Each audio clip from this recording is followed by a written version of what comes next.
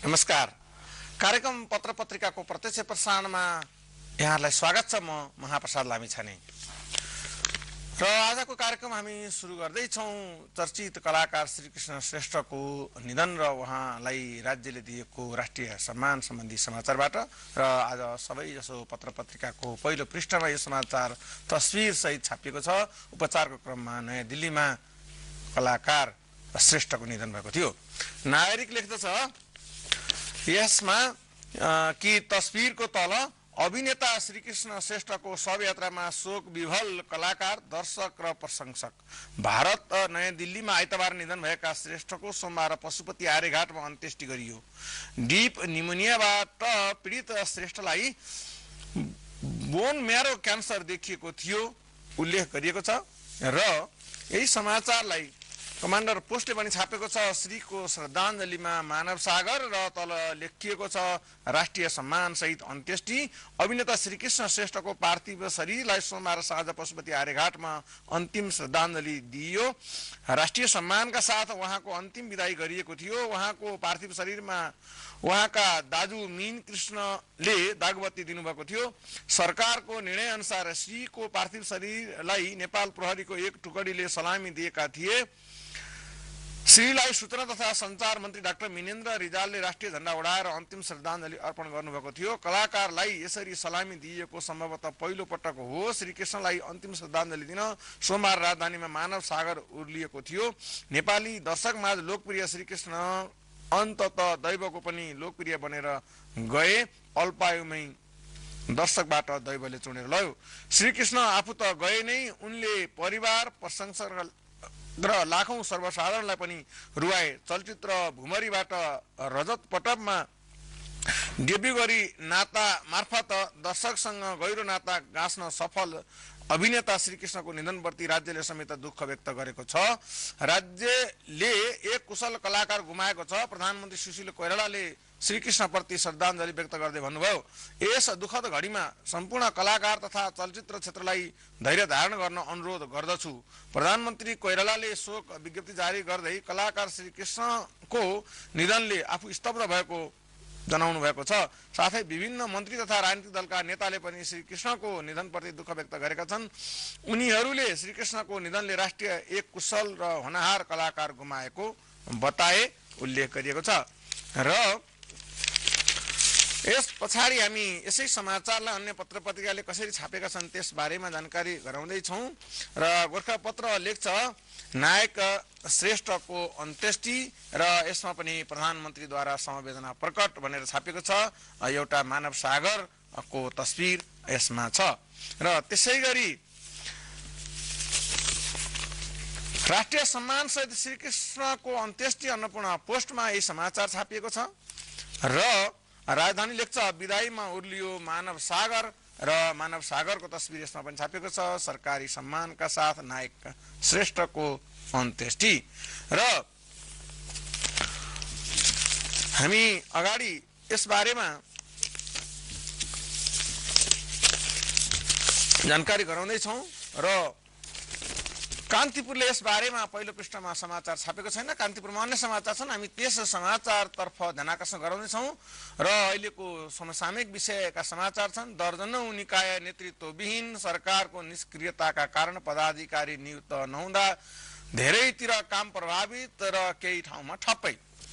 र कता कता के खाली छन्, कहाँ कुन पद खाली छ भनेर पनि यहाँ लेखिएको छ। मानव अधिकार आयोगमा पुरै पदाधिकारी 2070 भदौ मसान्तदेखि खाली हुँदै अख्तियारमा 3 जना आयुक्तको पद खाली छ, जुन 2066 सालदेखि खाली हो। लोकसेवा आयोगका 2 जना सदस्य 2 वर्षदेखि खाली छन् भने सर्वोच्च अदालतका 2 जना न्यायाधीश 3 वर्षदेखि खाली छन्।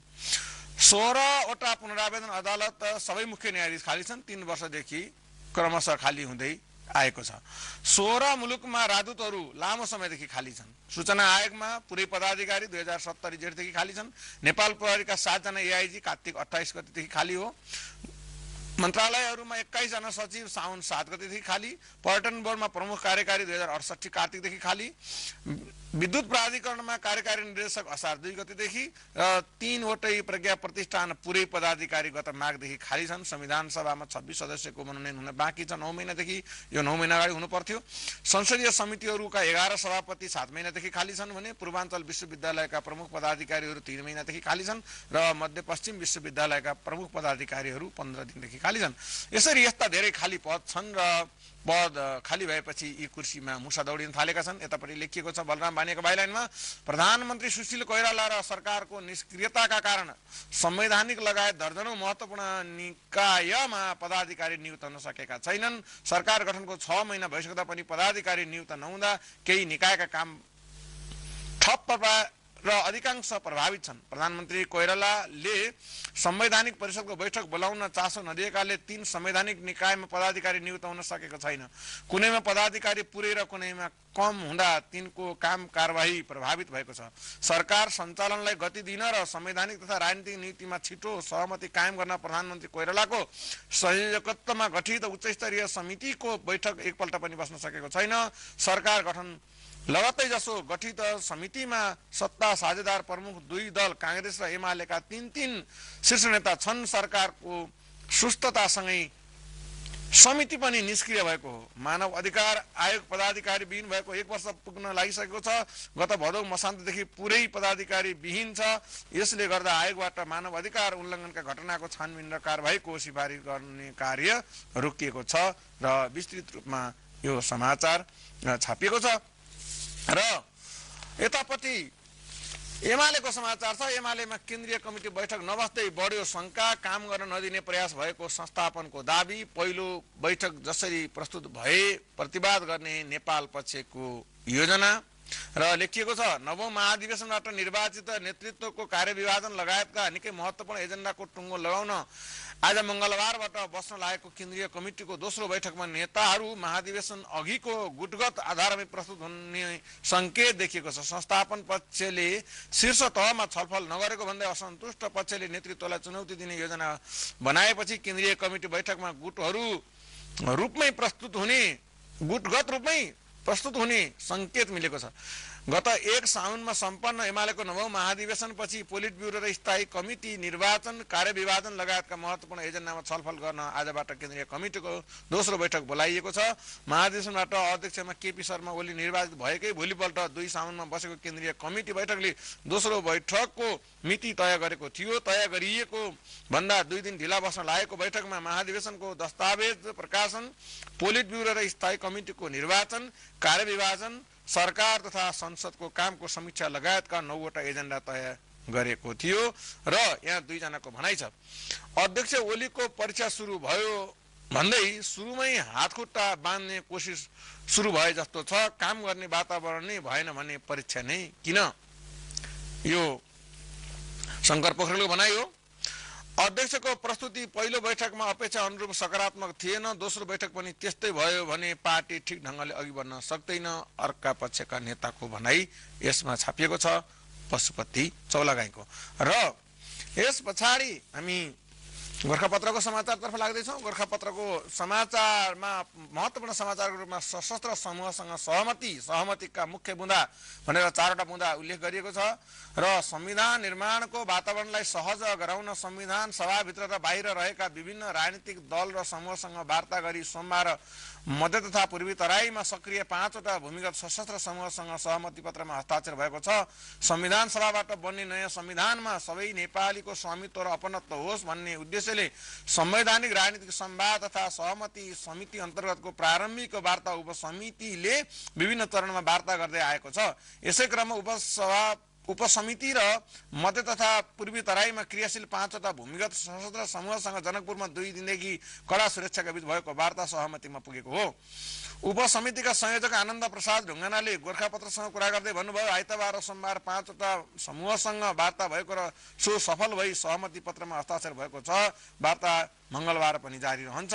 संयोजक ढुङ्गानाले अखिल तराई मुक्ति मोर्चा गोइद समूह, जनतान्त्रिक तराई मुक्ति मोर्चा झोला समूह र जनतान्त्रिक तराई मुक्ति मोर्चा मनोज मुक्ति समूहसँग उपसमितिले वार्ताका लागि प्रयास गरिरहेको जानकारी दिनुभयो। उक्त प्रयास सफल हुने हाम्रो विश्वास छ, संयोजक ढुङ्गानाको भनाइ छ। सहमतिका मुख्य बुँदा समूहले शान्तिपूर्ण राजनीतिक गतिविधि गर्ने, समूहका माग संविधान सभामा छलफल गर्ने, हात हतियारको विवरण उपलब्ध गराउने, मुद्दाहरू खारेज गरी रिहाईका लागि पहल गर्ने, चारवटा महत्त्वपूर्ण मुद्दाहरू हामीले उल्लेख गर्यौं र वीर अस्पताल अब सुचारू भएको छ। लेखिएको छ 2 सातादेखि उपचार नपाएर भौतारिएका वीर अस्पतालमा जाने बिरामीले मंगलबारबाट सहज रूपमा उपचार पाउने भएका छन्। 16 दिनदेखि चिकित्सा विज्ञान राष्ट्रिय प्रतिष्ठान न्याम्समा आन्दोलनरत आवासीय चिकित्सक, स्वास्थ्य तथा जनसंख्या मन्त्रालय र चिकित्सा विज्ञान राष्ट्रिय प्रतिष्ठान बीच सोमबार साँझ भएको 9 बुँदे सहमतिपछि वीरमा उपचारका लागि आउने सर्वसाधारणले सहज ढंगले उपचार पाउने भएका हुन्। 9 बुँदे सहमतिमा उल्लेख भए अनुसार हुने हो भने अबको 1 महिनाभित्र वीर अस्पतालमा सिटी स्क्यान समेत आइसक्ने छ भने आर्थिक वर्षभित्र एमआरआई पनि भित्रिने छ। रेजिडेन्ट्स एसोसिएसन अफ नेपालले वीर अस्पतालमा सिटी स्क्यान, एमआरआई जस्ता अत्यावश्यक उपकरणको तत्काल व्यवस्था हुनुपर्ने, न्याम्समा दीक्षान्त समारोहको आयोजना गर्नुपर्ने, न्याम्समा उपकुलपति लगायतका पदाधिकारीको नियुक्ति हुनुपर्ने र आवासीय चिकित्सकहरूलाई आवासको व्यवस्था हुनुपर्ने माग गर्दै आन्दोलन गरिरहेका थिए उल्लेख गरिएको छ। र यस पछाडि हामी केही बेर विश्राम लिनेछौँ र त्यस पछाडि बाँकी समाचारहरू प्रस्तुत गर्नेछौँ। र अब कान्तिपुरको समाचारमा अर्को एउटा समाचार, दुधमा मन्द विष। लगनखेल स्थित एक एग्रिभेट स्टोरमा पुगेर विश्वास दिलाएपछि सञ्चालकले 550 रुपियाँमा 50 थान अक्सिटोसिन हार्मोन, एउटा सिरिन्ज र 10 वटा सुई थमाए। गाई भैँसीका दुध बढ्ने विश्वाससहित चाहिएका बेला पगार्न उक्त औषधि प्रयोग हुँदै आएको छ। यसको वास्तविक प्रयोग गर्भवती महिलालाई व्यथा लगाउन र बच्चा जन्माइसकेपछि अधिक रक्तस्राव रोक्नका लागि हो। स्वास्थ्यलाई हानि पुर्याउने भएकाले डाक्टरको सिफारिस बिना बेच्न पाइँदैन। र अक्सिटोसिनले के गर्छ भनेर यहाँ अगाडि लेखिएको छ। अक्सिटोसिन शरीरमै उत्पादन हुने एक प्रकारको हार्मोन हो। चिकित्सकहरूको भनाइमा यसको कृत्रिम प्रयोगले हार्मोन असन्तुलन, मस्तिष्कमा रक्तस्राव, रगतमा ढिक्का भई नसा फुटेर मृत्यु हुनेसम्मका घातक परिणाम आउन सक्छन्। यस्तो दुध अहिले बजारमा बिक्री भइरहेको कान्तिपुरले ध्यानाकर्षण गराएको छ। र तीनै सहर गाईजात्रामय भनेर गाईजात्रा मनाइएको तस्बिर छापिएको छ। र उपत्यकाका तीनै सहर काठमाडौँ, ललितपुर र भक्तपुरमा सोमबार गाईजात्रा मनाइयो। जनै पूर्णिमाको भोलिपल्ट मनाइने जात्रामा 1 वर्ष यता दिवंगत आफन्तका नाममा परिवारले कतै बालक बालिकालाई गाई बनाएर सहर परिक्रमा गराए भने कतै गाईलाई नै डुलाइयो। यस्तै कसैले बाँस, कपडा आदिबाट गाई बनाएका थिए भने कसैले बाजागाजा सहित आफन्तको तस्बिर लिएर जात्रा मनाए उल्लेख गरिएको छ। र गाई जात्राकै सन्दर्भमा कमान्डर पोस्टले समाचार छापेको छ। र कमान्डर पोस्टले माथिल्लो भागमा श्रीकृष्णलाई हार्दिक श्रद्धाञ्जली भनेर चलचित्र अभिनेताको जुन हिजोको अन्त्येष्टि समारोहको दृश्य छापेको छ। र यहाँ लेखिएको छ यसबारेमा, विमानस्थल बाहिर सोमबार श्रीकृष्णको शवयात्राका लागि पुगेका कलाकार र सर्वसाधारण आइतबार बिहान निधन भएका श्रीकृष्णको शव इन्डियन एयरलाइन्सबाट दिउँसो 3 बजे ल्याइएको थियो। भावविह्वल अवस्थामा श्रीकृष्णकी पत्नी तथा अभिनेत्री श्वेता खड्का र श्रीकृष्णलाई श्रद्धाञ्जली दिन आएका गीतकार समुचित बास्कोटा, अभिनेता राजेश हमाल लगायत। फेरि हामी गाईजात्राकै प्रसङ्गमा फर्कँदैछौँ। गाईजात्रा व्यङ्ग्यमा मोदी र धमला भनेर उल्लेख गरिएको छ। गाईजात्राको अवसरमा रिपोर्टर्स क्लब नेपालले आयोजना गरेको विशेष गाईजात्रे महोत्सवमा हास्य कलाकारहरूले भारतीय प्रधानमन्त्री नरेन्द्र मोदी र धमलाप्रति हमला गरे। अभिनेता श्रीकृष्ण श्रेष्ठको दुःखद निधनप्रति मौन धारणा व्यक्त गरेर सुरु गरिएको कार्यक्रममा हास्य कलाकारहरूले श्रीकृष्णका परिवारजनप्रति हार्दिक समवेदना प्रकट गरे। क्लबका अध्यक्ष ऋषि धमलाको सभापतित्वमा आयोजित कार्यक्रममा कलाकारहरूले विशेष रूपमा भारतीय प्रधानमन्त्री नरेन्द्र मोदी र रिपोर्टर्स क्लब नेपालका अध्यक्ष ऋषि धमलाका बारेमा व्यङ्ग्य गरेर समय खर्चिएका थिए। त्यस्तै दीपक राज गिरीले रिपोर्टर्स क्लब नेपालले सबै कलाकारहरूलाई एउटै मञ्चमा भेला गराएर कार्यक्रम राखेकोमा धन्यवाद दिँदै ऋषि धमलाको सक्रियताबाट सबैले पाठ सिक्नुपर्ने बताउनु भयो। तस्बिर सहितको समाचारमा उल्लेख गरिएको छ गाईजात्राका बारेमा।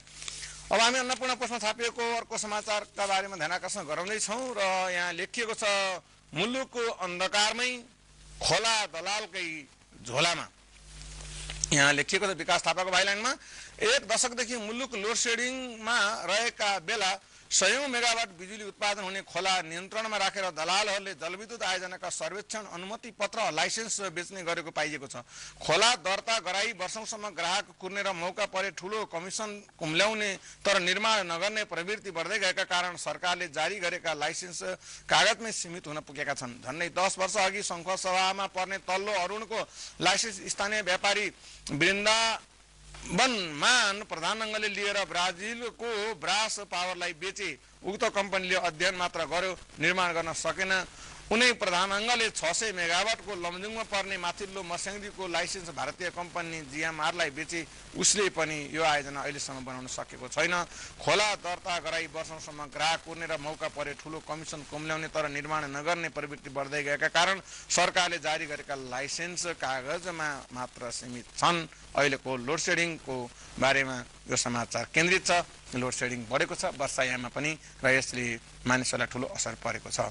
र यस पछाडि हामी नागरिकको समाचारमा फर्कँदैछौँ र स्वास्थ्यमा नाफाखोरी बढ्यो।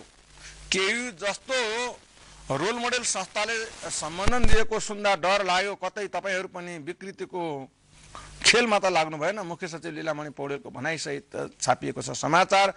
स्वास्थ्य सेवामा नाफाखोर प्रवृत्ति बढेको जनाउँदै मुख्य सचिव लीलामणि पौडेलले काठमाडौँ विश्वविद्यालयलाई यस्तो चलखेलबाट टाढै रहन सुझाव दिनुभएको छ। काठमाडौँ विश्वविद्यालय केयुले 2 मेडिकल कलेजलाई सम्बोधन दिएर गुणस्तरमा सम्झौता गर्न लागेको प्रति दुखेसो गर्दै धुलीखेल अस्पतालमा सोमबार आयोजित कार्यक्रममा मुख्य सचिव पौडेलले यसबाट आफूलाई रोल मोडेल विश्वविद्यालय धराशायी हुने चिन्ता लागेको बताउनु भयो, उल्लेख गरिएको छ।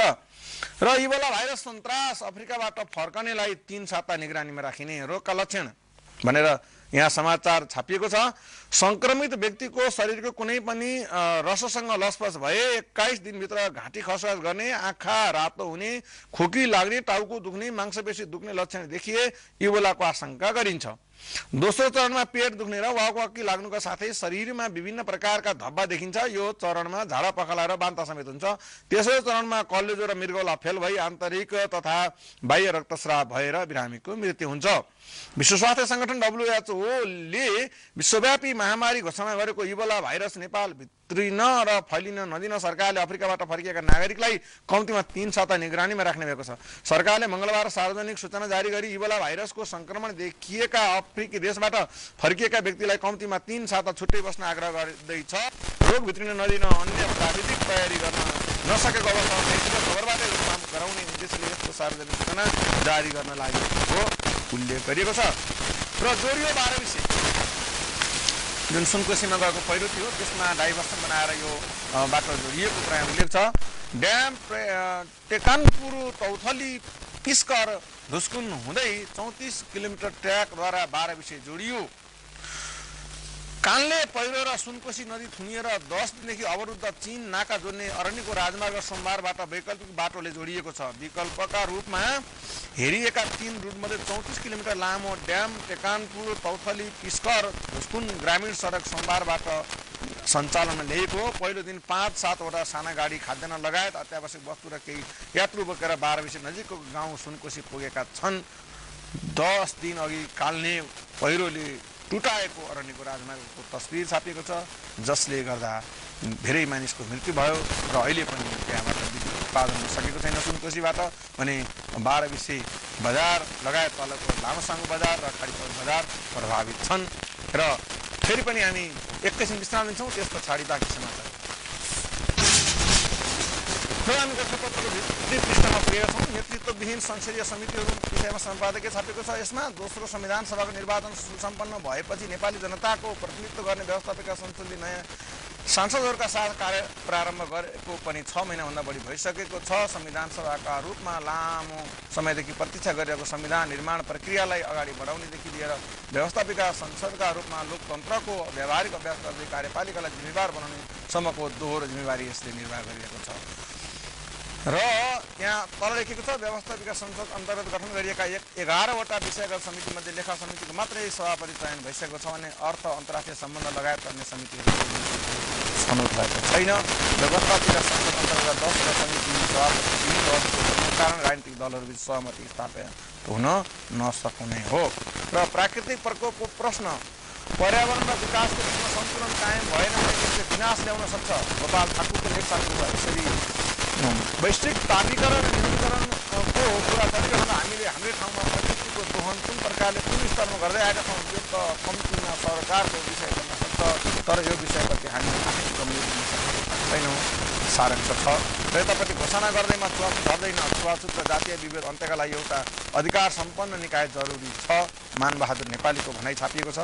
जिम्मेवार बन्नुपर्छ दलहरू गोकर्ण अर्यालको लेख गोरखापत्रमै छ भने उपभोक्ताका अधिकारका विषयमा राजाराम श्रेष्ठको विचार पनि छापिएको छ आजको गोरखापत्रमा। र खेलकुदको पृष्ठमा हामी जाँदैछौँ। यसमा चेसमा महिला खेलाडीको बाजी नर्वेको ट्रोम्सोमा भइरहेको 41औं चेस च्याम्पियन पेयरको 8औं चरणको खेलमा नेपाली महिला खेलाडी र उगाण्डाका खेलाडी छिन्। सोङ्गालाई शीर्षकमा छापिएको क्यानाडाबाट कृषि समाचार हो र फ्रान्सको जो विल्फ्रेड सोङ्गाले सोमबार दोस्रो वरियता प्राप्त रोजर फेडररलाई 7-5 र 7-6-3 ले हराएर रोजर्स कप जितेका छन्। आर्सेनलले जित्यो कम्युनिटी सिल्ड शीर्षकमा समाचार छापेको छ गोरखापत्रमा। आर्सेनलले आइतबार राति लिग च्याम्पियन म्यान्चेस्टर सिटीलाई 3-0 ले हराएर कम्युनिटी सिल्ड जितेको छ। लिग च्याम्पियन म्यान्चेस्टर सिटीलाई हराएर आइतबार राति जितेको कम्युनिटी सिल्डका साथ आर्सेनलका खेलाडी भनेर उल्लेख गरिएको छ। र अब आर्थिक समाचारतर्फ हामी लाग्दैछौँ र आर्थिक समाचारमा कारोबार साप्ताहिक छ हामीसँग र यसमा अगाडिको पृष्ठमा यस्ता समाचार छन्। नेप्से करेक्सनको लयमा 3 सातामा 43 अङ्कले घट्यो। नेप्से पहिले उत्तेजित भएकाले घट्नु स्वाभाविक पूर्व सचिवको भनाइ पनि राखेको छ। सेयर बजार परिष्कृत र नेप्से पछिल्लो समय निरन्तर बढाउन लागेको छ। 3 साताभित्रै नेप्से 42.9 अङ्कले घटिसकेको छ। तीव्र गतिमा बजार उकालो लागेको देखिएका लगानीकर्ताको मनोबल 1 महिना पनि टिक्न सकेन। यसरी घट्दै गएको यहाँ ग्राफिक पनि देखाएको छ। नजिकै महासङ्घ र परिसङ्घको सम्बन्ध सुमधुर भएको उल्लेख गरिन्छ। 40% इन्जिनियर देश बाहिर, वार्षिक 4000 इन्जिनियर थपिन्छन् नेपालमा। यो विषयमा पनि कारोबारी समाचार छापेको छ। र आर्थिक नागरिक आर्थिकमा खाद्यले दसैँलाई 3500 खसीबका ल्याउने, सहुलियत दरको चिनी ल्याइने शीर्षकमा समाचार छापेको छ। र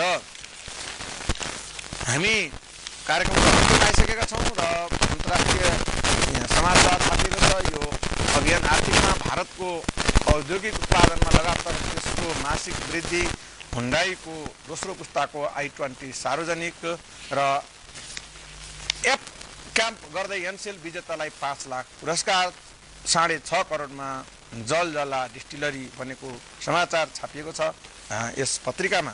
र अन्नपूर्ण पोस्टको अन्तिम पृष्ठमा गाई जात्राको रौनक भनेर विभिन्न गाई जात्राका तस्बिर र सुबिन संरक्षण दूत शीर्षकमा समाचार छापिएको छ। र शिक्षा पृष्ठमा किन पढ्ने बिएससी भनेर छापिएको छ भने इराकमा राजनीतिक सङ्कट गहिरिएको अन्तर्राष्ट्रिय समाचार यो पत्रिकाले समेटेको छ। र युवा क्रिकेट टोलीको विदायी शीर्षकमा नेपालको समाचार छापिएको छ। र आर्सेनलले जित्यो कम्युनिटी सिल्ड यसमा पनि समाचार छ। र आजलाई यो प्रत्यक्ष प्रसारण यहीँ सकिएको छ र हामी भोलि फेरि ताजा समाचारहरू लिएर उपस्थित हुनेछौँ 6:05 जाँदा। यो कार्यक्रम हेर्न नबिर्सनुहोला। यस कार्यक्रमको छायाङ्कन हवस्, नमस्ते।